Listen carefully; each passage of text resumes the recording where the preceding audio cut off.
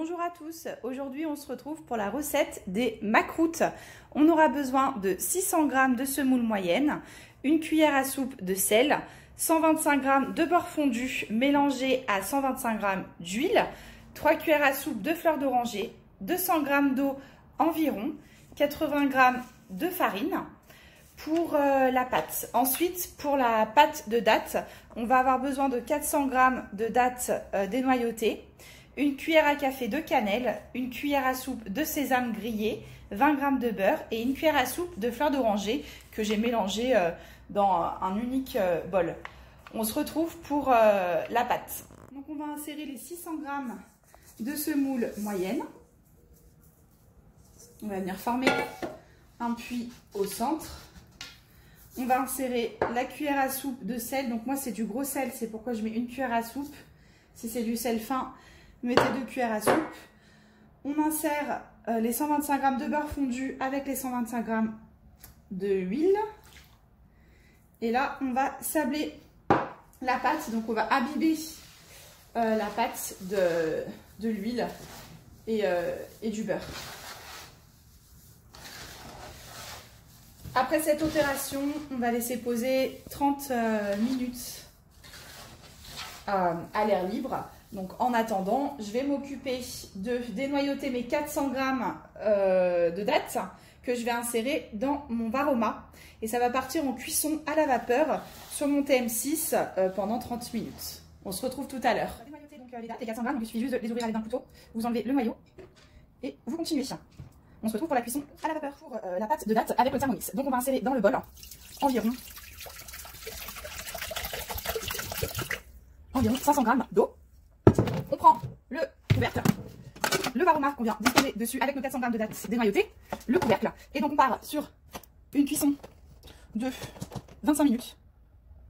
Cuisson varoma, mijotage. J'ai laissé poser la pâte une trentaine de minutes. On va insérer les 3 cuillères à soupe de fleur d'oranger et environ 200 g d'eau. On va rassembler la pâte. Voilà.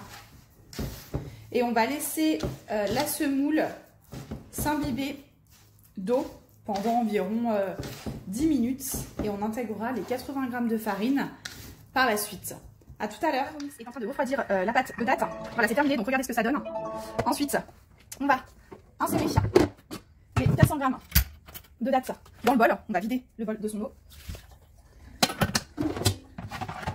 On insère les 400 g. Et on n'oublie pas les 20 g de beurre, la cuillère à soupe de sésame, la cuillère à café de cannelle et la cuillère à soupe de fleur d'oranger. Et donc là, on va mixer le tout pendant une dizaine de secondes. On va regarder déjà ce que ça donne. Voilà, vitesse 8.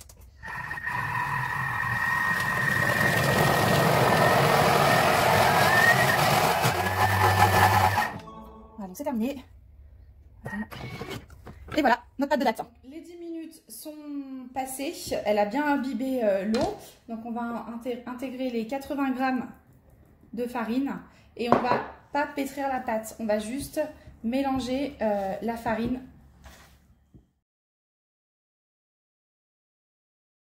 Donc là, on a pris notre pâte qu'on va partager en deux.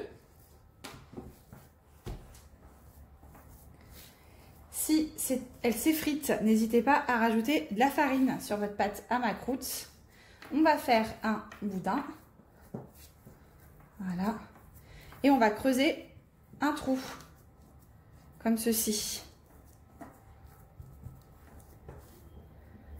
Voilà.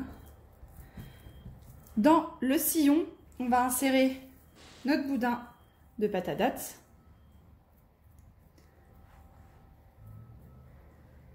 Et on va refermer le sillon. Donc je vous montre après pour la découpe.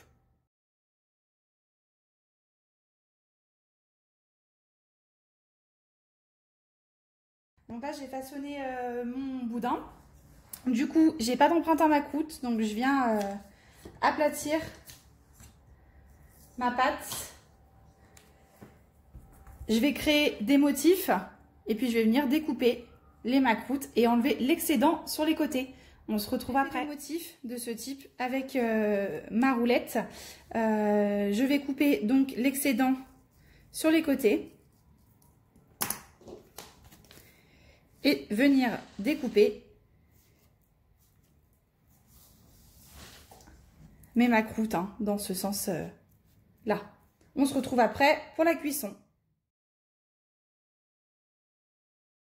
Donc là, on va passer à la cuisson des macroutes. Donc, on aura besoin d'un bol d'eau.